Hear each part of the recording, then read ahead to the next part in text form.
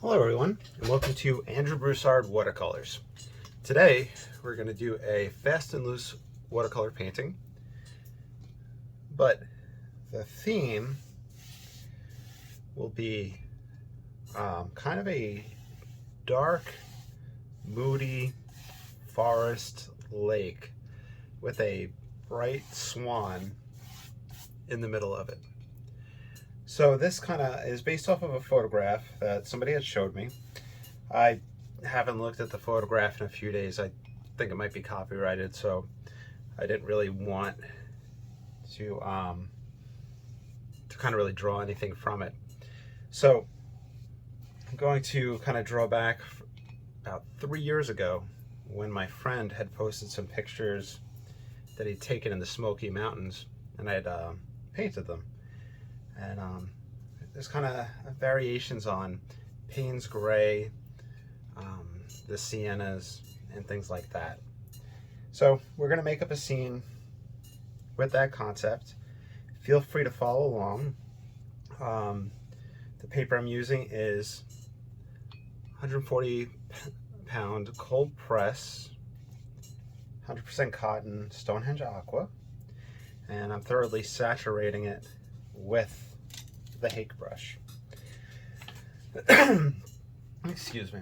So let's see. So I'm going to play around with Paynes gray. I think that I'm going to approach this theme in a few different videos, mainly because since then I've explored with a lot of different combinations to achieve a dark. Originally I had mentioned that it was kind of the Paynes gray, ultramarine, Siennas that I played with in the past, and I'll probably do that with this one. But I think down the line I'll approach the concept with the phthalo blue, the burnt umber, and other things, because I've used different combinations and I've played with a lot of different things, so it's worth hitting that theme that I did in the past with what I've learned. Anyhow, I feel like that was a little rambly. I apologize for that. Let's get started. So we have our paints out. I'll put a copy of the finished painting right here. By now it would already be up there for you to see if you're watching along. I'll flatten everything out. Grab the hake brush. And we'll start off with the Paynes gray.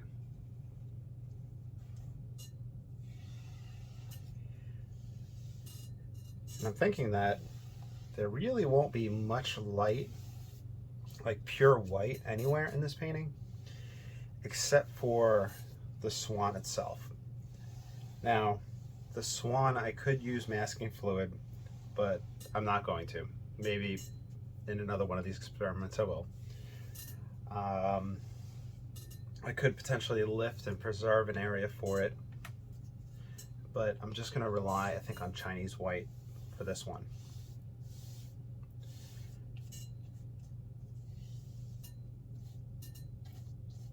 Now, I'm going to establish a horizon line as well as a water line. So let's say looking back through the trees would be here.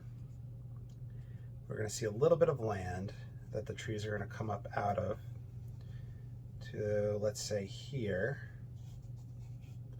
Put the swan in this general vicinity.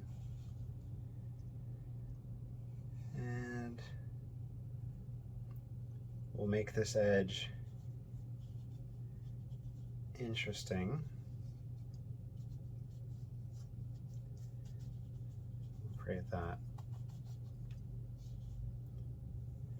Now, of course, you're welcome to follow along with anything that I paint, any one of these videos. You are more than welcome to sign your name to it. You have my express permission. And you have my permission to sell anything that you do whenever you follow one of these tutorials. That being said, I would love for you to consider liking and subscribing. and supporting this page on Patreon or through other means. All right, so now we're going to go to our very back, and I'm going to put in a sequence of vertical trees. Now this is a method that I learned watching Stephen Cronin videos, where in the wet and wet you could put your thin, far distant trees. They're going to soften up quite a bit, and near the end you might not really see any of them, but it helps just build the depth of the image. So I'm throwing these guys in, and then we'll paint over it.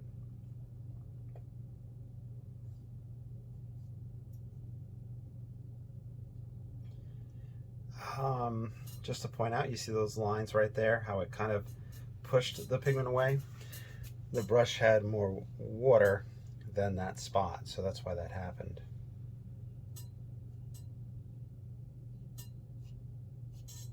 Alright. Now the thing we have to be careful with here, with this experiment, is that we're working with Paynes gray, and Paynes gray has a ginormous, super big, mega tonal shift, meaning that it dries very, very light comparatively to how we put it down. That happens with the blacks and the darker pigments in watercolor. It is partially because we're working with water here, and it's just the best way to think of it is concrete or a blacktop. When you go outside after it rained, it looks darker because the light's passing through that water, and some was it refraction taking place? So that's what's happening. Anyhow, I'm doing another layer of trees, this time with the number 4 rigger. We're still going wet and wet. These guys are going to soften up and lighten quite a bit. It's just to create the idea and the general density of a depth of trees.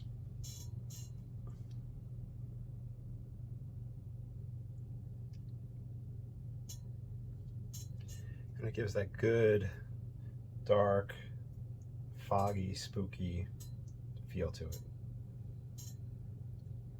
And the end goal is to really get that swan to pop forward. I haven't put a duck or a swan in any paintings lately. That's a shame. I really need to step up my swan and duck game. Especially, so it's August. Near the end of August, in about 2 months, is when we'll have a lot of the ducks flying around in Louisiana. And then the geese might come down. I'm going to create that surface illusion of the water using horizontal strokes.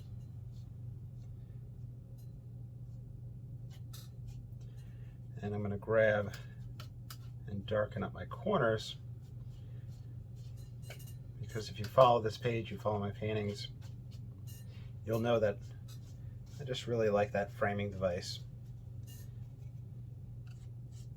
of the darker edges.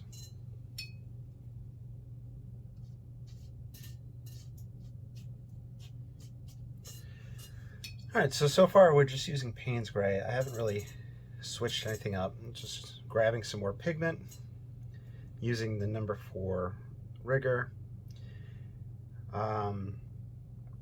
Even though I'm still going wet and wet, we're going to get a diffusion here. I'm going to attempt to go thicker and wider with our trees. Start helping them sit in place. and we'll see if this move is beneficial.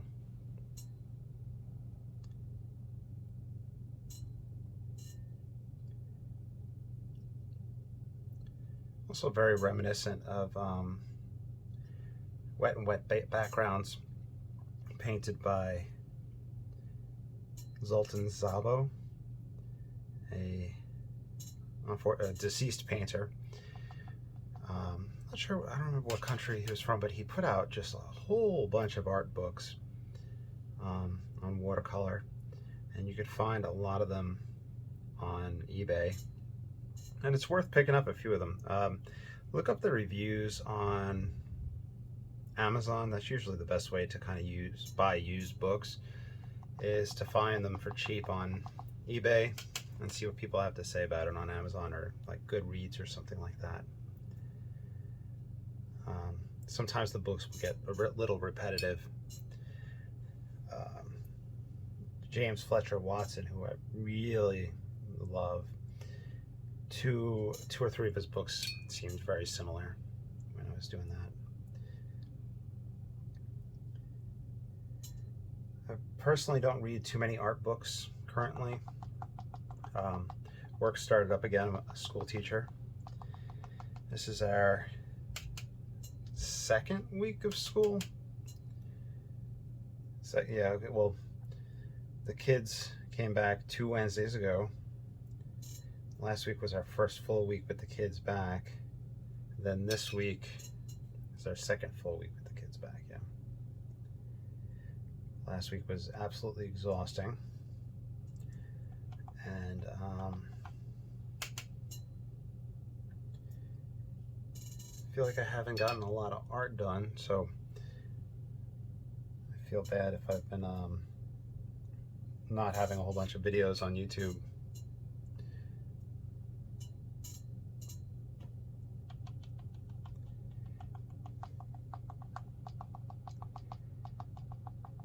Using the number 4 to create that texture, start bringing down some shadows, reflections. Now, unfortunately, you can see how fast the paper is starting to dry in different areas, which, no, maybe I should pull back the unfortunately. Just say it's eventually time to do the dry off and go to the next stage.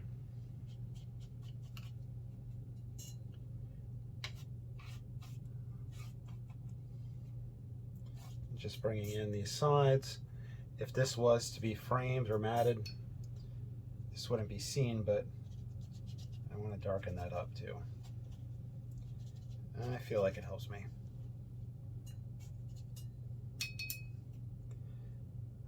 Rick S, in his videos, if he's drawing lines like this for let's say the texture of wood on a what would it be, a barn or something, you could draw them in and you could spray them with the spray bottle if you need to diffuse them. I unfortunately don't know where my spray bottle is. Found it, and it's pretty much close to empty, but look at that diffusion there. And here.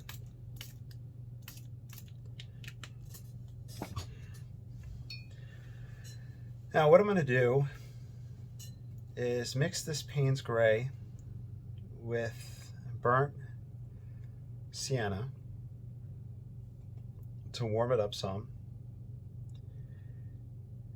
and I will have a little bit of diffusion, and I will have a light value taking place, especially since, like a light tonal shift, since I'm painting still on the wet paper.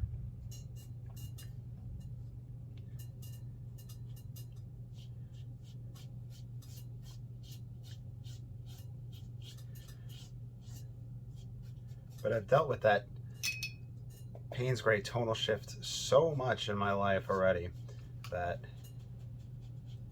I'm going to do my best to combat it. Now, burnt umber, warming it up. Burnt sienna, sorry.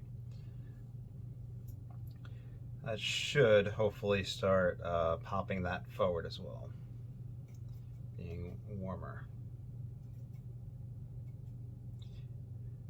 And rather than using Paynes gray, and I mentioned just mixtures in the beginning, of course you can use burnt umber with ultramarine as a dark. You can use your burnt sienna and ultramarine as a dark.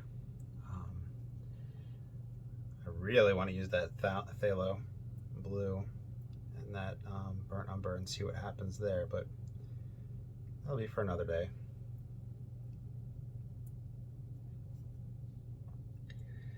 I think it would be nice to start bringing this in.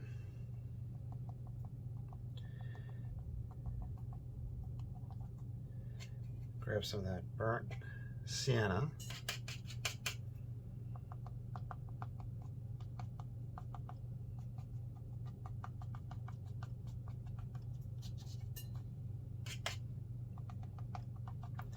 And hopefully that warmth is starting to show through.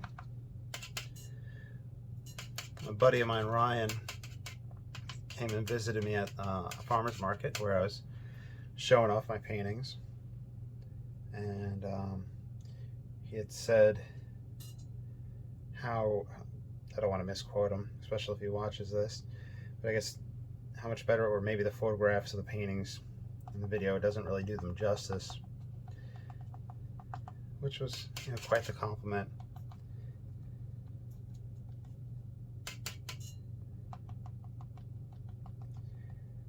These are some areas that I had sprayed before, just feeding in that warmth. Very Sleepy Hollow type feeling to it. The number 4 rigger, if you go light enough with it, you can get those beautiful branch strokes with it.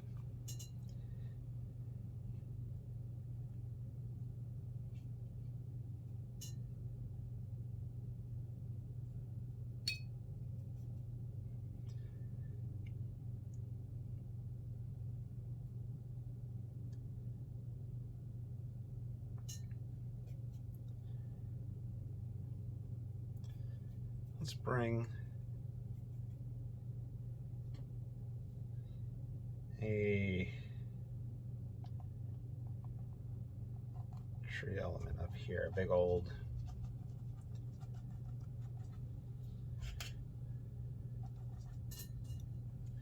tree element, and bring his reflection across.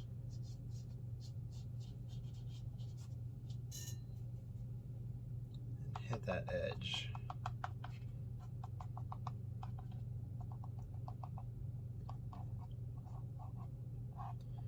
Get a little bit of that S-shaped composition coming in.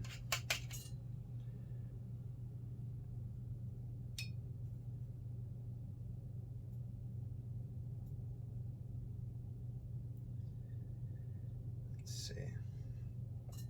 We could bring another one of these big trees.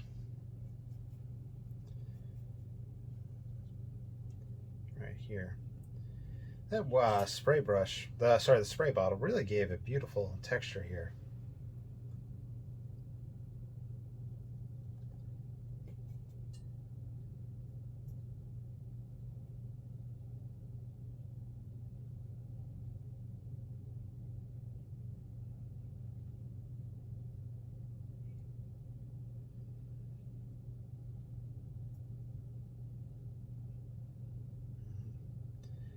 See, of course those shadows will come down, reflections.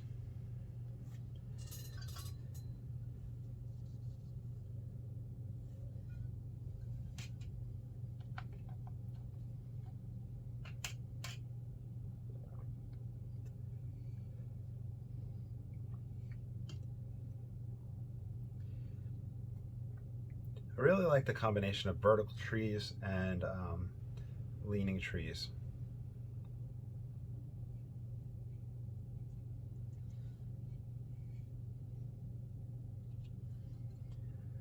think we might benefit from a pause and a dry off. So here's the moment where things will lighten up. So pay attention to what happens. Okay, so some tonal shift took place where things lightened in value. So I'm going to come back with another mixture of the burnt umber, burnt sienna, I don't know why I keep on mixing it up, I apologize, and the Paynes gray. And while I do this, I'm going to discuss a compositional issue that I'm having. So the end goal is to have this dark, spooky, kind of Sleepy Hollow type forest with the swan.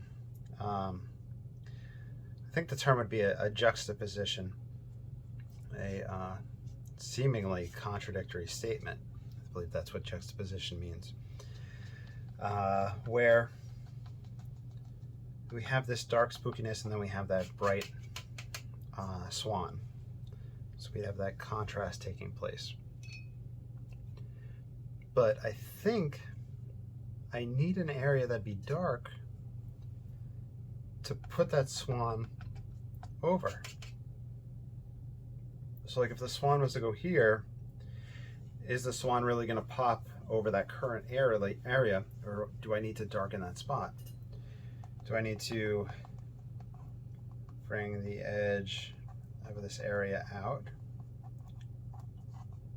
like that? And then put the swan here. And we would see the swan and its reflection over this dark. That might be what has to take place. Just doing a little dry brushing, creating these darker elements.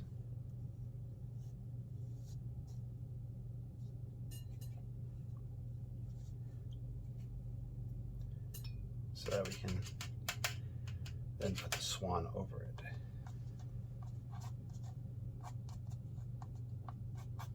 It does look a little snowfallish.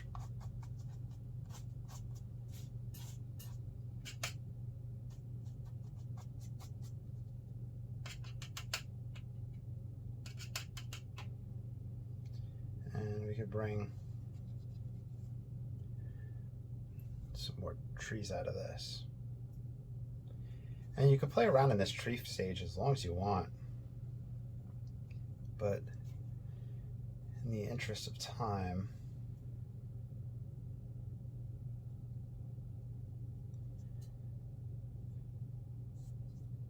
I will cut this short in a few.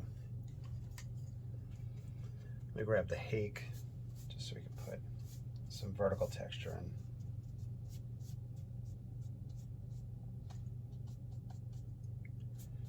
We can do that on this side.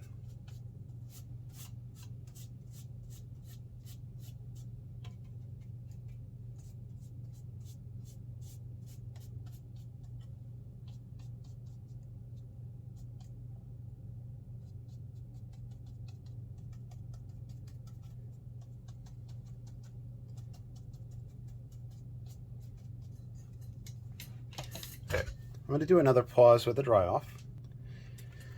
All right, I believe we had a good enough dry off. I'm going to use this little ink well to put this paint in. This is Marie's Chinese white. So Chinese watercolor paint is a little different binders than Western watercolor paints. I don't know if it's animal glue that's used or like a peach sap glue that's used as a binder in these, while in Western watercolors we utilize gum arabic. Anyway, I'm using this because it's quite opaque. And we'll put the idea of the swan here.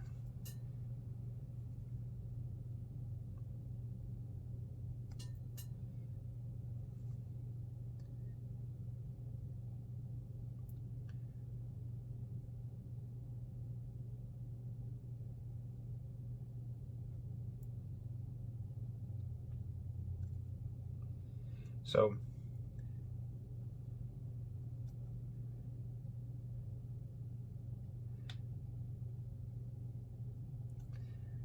I'm thinking just a little heron shaped.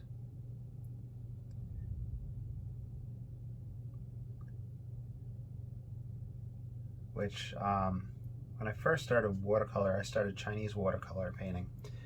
That was about 4 years ago. And I watched Henry Lee on YouTube of Blue Heron Arts. Fantastic gentleman who owns a store, Blue Heron Arts. And that's where I had ordered my Chinese art supplies when I had first started. Anyway, a bunch of tutorials, and you know, a heron was one of them. I'm just using that general shape for this. In the comments below, let me know what the difference is between a swan and a heron. You know, like visually, I know the herons would have that little bonk on the back of the head, a little piece that pops off. But body-wise, I'll need to look at some pictures.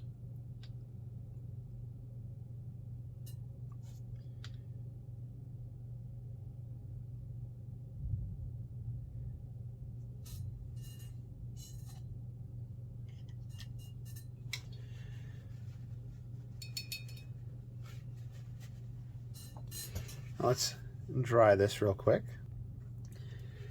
I'm going to try and take the teeniest of dots. Let's see. Paynes gray.